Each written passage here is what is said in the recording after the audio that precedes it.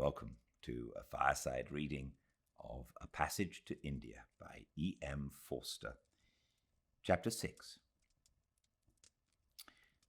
Aziz had not gone to the bridge party. Immediately after his meeting with Mrs. Moore, he was diverted to other matters. Several surgical cases came in and kept him busy.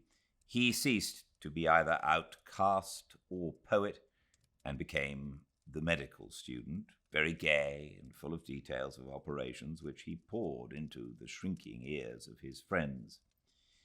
His profession fascinated him at times, but he required it to be exciting, and it was his hand, not his mind, that was scientific. The knife he loved and used skillfully, and he also liked pumping in the latest serums. But the boredom of regime and hygiene repelled him, and after inoculating a man for enteric, he would go away and drink unfiltered water himself. "What can you expect from the fellow?" said Doer Major Calendar. "No grits, no guts." But in his heart he knew that if Aziz, and not he, had operated last year on Mrs. Graceford's appendix, the old lady would probably have lived. And this did not dispose him any better towards his subordinate. There was a row the morning after the mosque. They were always having rows. The major, who had been up half the night, wanted damn well to know why Aziz had not come promptly when summoned. "Sir, excuse me, I did. I mounted my bike and it bust in front of the cow hospital, so I had to find a tonga." "Bust in front of the cow hospital, did it? And how did you come to be there?" "I beg your pardon?" Oh, Lord. When I live here," he kicked the gravel, "and you live there, not 10 minutes from me, and the cow hospital is right ever so far away, the other side of you there, then how did you come to be passing the cow hospital on the way to me? Now do some work for a change." He strode away in a temper, without waiting for the excuse, which, as far as it went, was a sound one. The cow hospital was in a straight line between Hamidullah's house and his own, so Aziz had naturally passed it. He never realized that the educated Indians visited one another constantly and were weaving, however painfully, a new social fabric. Caste, or something of the sort, would prevent them. He only knew that no one ever told him the truth, although he'd been in the country for 20 years. Aziz watched him go with amusement. When his spirits were up, he felt that the English are a comic institution, and he enjoyed being misunderstood by them.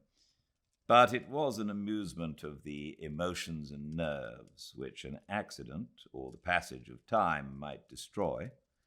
It was, apart from the fundamental gaiety that he reached when he was with those whom he trusted.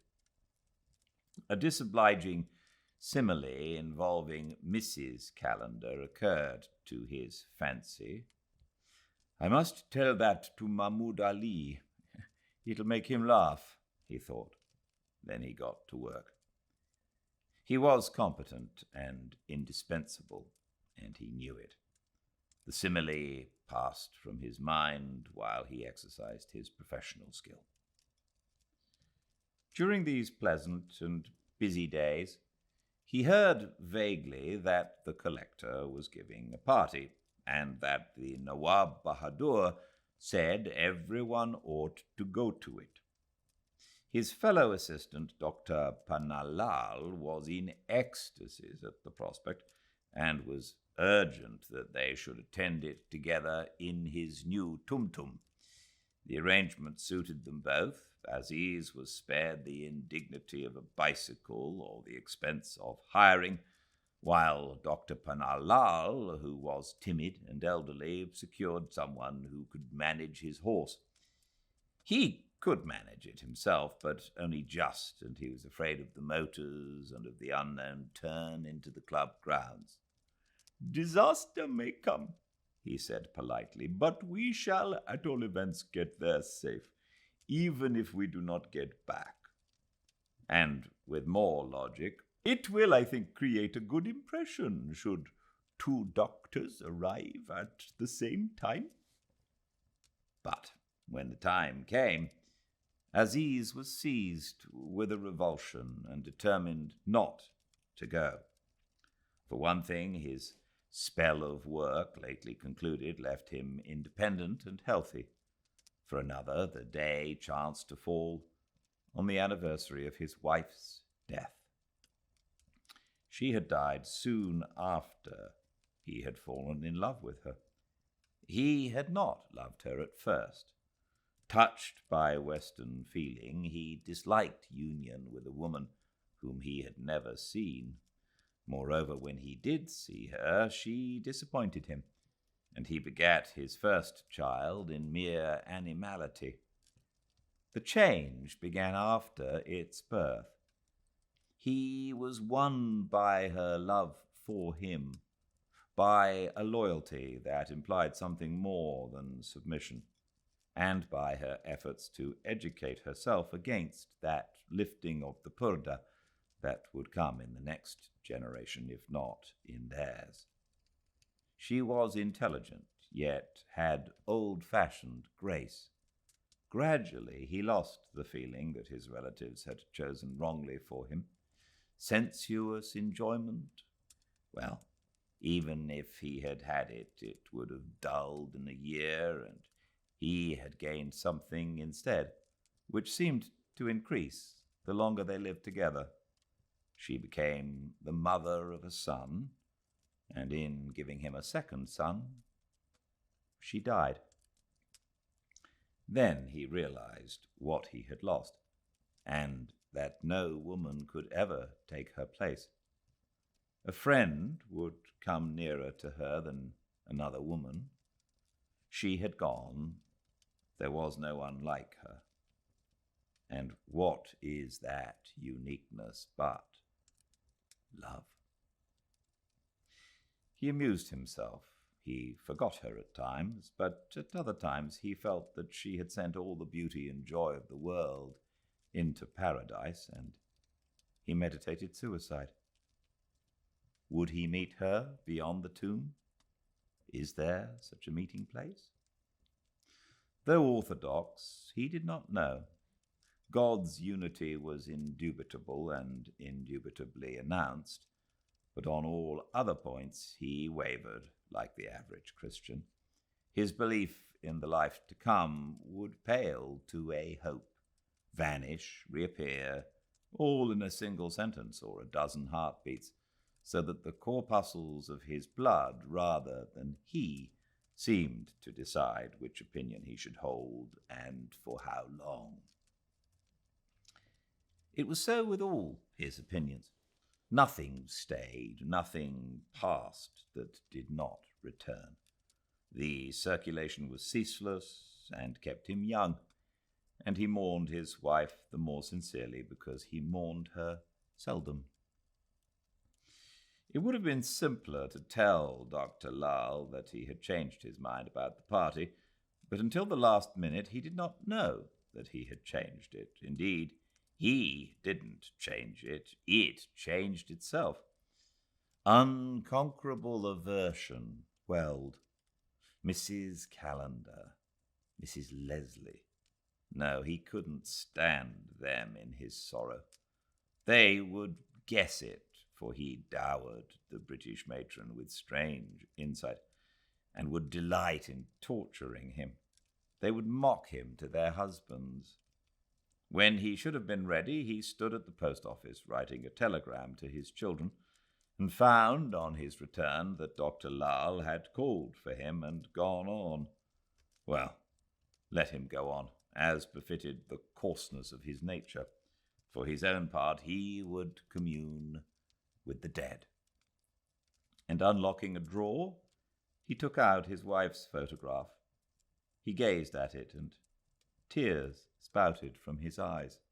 He thought, "How unhappy I am." But because he really was unhappy, another emotion soon mingled with his self-pity. He desired to remember his wife and could not. Why could he remember people whom he did not love?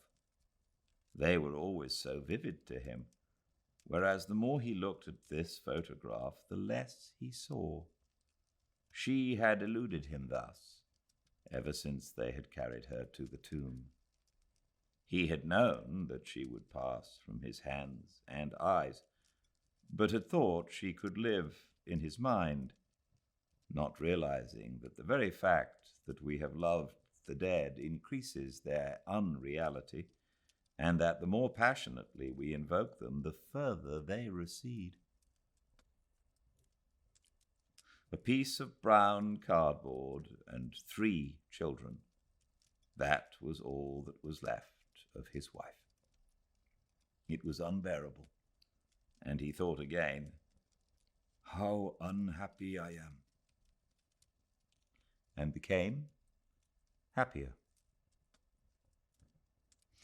He had breathed for an instant the mortal air that surrounds Orientals and all men, and he drew back from it with a gasp, for he was young. Never shall I get over this," he told himself. "Most certainly my career is a failure, and my sons will be badly brought up." Since it was certain, he strove to avert it, and looked at some notes he had made on a case at the hospital. Perhaps someday a rich person might require this particular operation, and he gain a large sum. The notes interesting him on their own account, he locked the photograph up again. Its moment was over, and he did not think about his wife any more. After tea, his spirits improved, and he went round to see Hamidullah. Hamidullah had gone to the party, but his pony had not, so Aziz borrowed it, also his friend's riding breeches and polo mallet. He repaired to the Maidan. It was deserted, except at its rim, where some bizarre youths were training. Training for what? They would have found it hard to say, but the word had got into the air. Round they ran, weedy and knock-kneed. The local physique was wretched, with an expression on their faces not so much of determination as of a determination to be determined. "Maharaja Salam," he called for a joke. The youths stopped and laughed. He advised them not to exert themselves. They promised they would not, and ran on. Riding into the middle, he began to knock the ball about. He could not play, but his pony could, and he set himself to learn, free from all human tension. He forgot the whole damn business of living as he scurried over the brown platter of the Maidan, with the evening wind on his forehead and the encircling trees soothing his eyes. The ball shot away towards a stray subaltern who was also practicing. He hit it back to Aziz and called, "Send it along again." "All right." The newcomer had some notion of what to do, but his horse had none, and the forces were equal. Concentrated on the ball, they somehow became fond of one another and smiled when they drew rein to rest. Aziz liked soldiers. They either accepted you or swore at you, which was preferable to the civilian's hauteur. And the subaltern liked anyone who could ride. "Often play?" he asked. "Never." "Let's have another chukker." As he hit, his horse bucked, and off he went, cried, "Oh God!" and jumped on again. "Don't you ever fall off?" "Plenty." "Not you." They reined up again, the fire of good fellowship in their eyes, but it cooled with their bodies, for athletics can only raise a temporary glow. Nationality was returning. But before it could exert its poison, they parted, saluting each other. If only they were all like that, each thought. Now it was sunset. A few of his co-religionists had come to the Maidan and were praying with their faces towards Mecca. A Brahmini bull walked towards them, and Aziz, though disinclined to pray himself, did not see why they should be bothered with the clumsy and idolatrous animal. He gave it a tap with his polo mallet. As he did so, a voice from the road hailed him. It was Dr. Pannalal, returning in high distress from the collector's party. "Dr. Aziz, Dr. Aziz, where you been? I waited 10 full minutes' time at your house. Then I went." "I am so awfully sorry. I was compelled to go to the post office." One of his own circle would have accepted this as meaning that he had changed his mind, an event too common to merit censure. But Dr. Lal, being of low extraction, was not sure whether an insult had not been intended, and he was further annoyed because Aziz had buffeted the Brahmini bull. "Post office? Do you not send your servants?" he said. "I have so few. My scale is very small." "Your servant spoke to me. I saw your servant." "But, Dr. Lal, consider. How could I send my servant when you were coming? You come, we go, my house is left alone. My servant comes back, perhaps, and all my portable property has been carried away by bad characters in the meantime. Would you have that? The cook is deaf. I can never count on my cook, and the boy is only a little boy. Never, never do I and Hassan leave the house at the same time together. It is my fixed rule." He said all this and much more out of civility to save Dr. Lal's face. It was not offered as truth and should not have been criticized as such. But the other demolished it, an easy and ignoble task. "Even if this so, what prevents leaving a chit saying where you go?" And so on. Aziz detested ill-breeding and made his pony caper. "Farther away, or mine will start out of sympathy," he wailed, revealing the true source of his irritation. "It has been so rough and wild this afternoon. It spoiled some most valuable blossoms in the club garden and had to be dragged back by 4 men. English ladies and gentlemen looking on, and the collector sahib himself taking a note. But, Dr. Aziz, I'll not take up your valuable time. This will not interest you who have so many engagements and telegrams. I am just a poor old doctor who thought right to pay my respects when I was asked, and where I was asked. Your absence, I may remark, drew commentaries." "They can damn well comment." "It is fine to be young, damn well, oh, very fine. Damn whom?" "I go or not as I please. Yet you promise me, and then you fabricate this tale of a telegram. Go forward, Dapple." They went, and Aziz had a wild desire to make an enemy for life.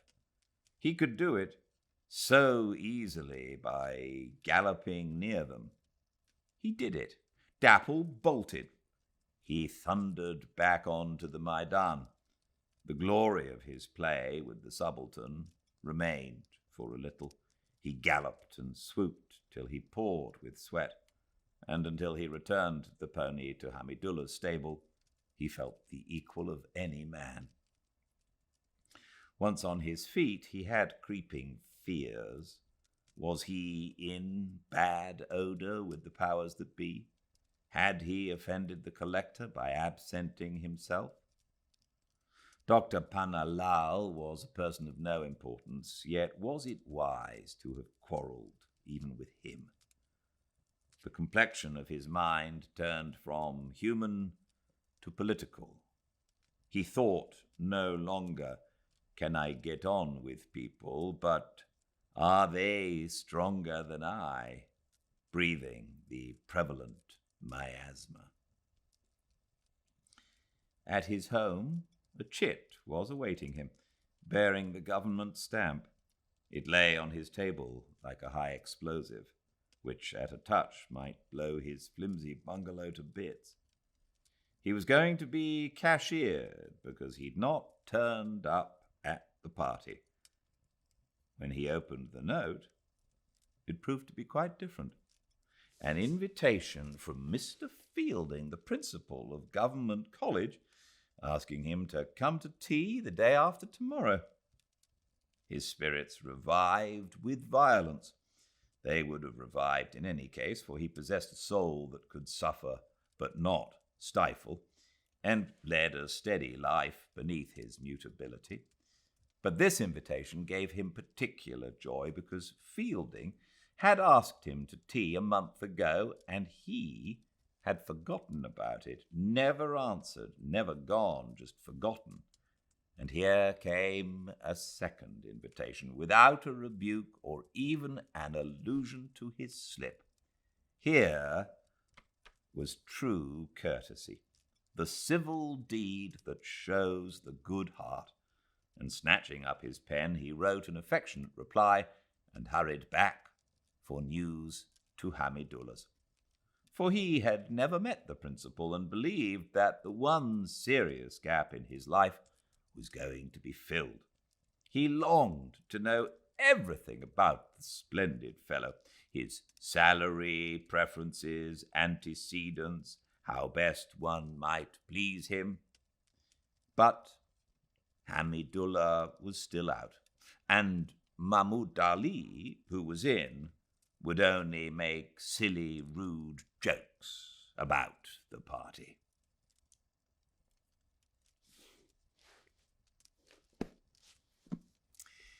Thank you all for joining me. I'll see you all tomorrow, same time and place, 5 Pacific at Fireside Reading on Instagram Live. I will get all the chapters up onto the YouTube channel, Fireside Reading, so please check that out if you miss one.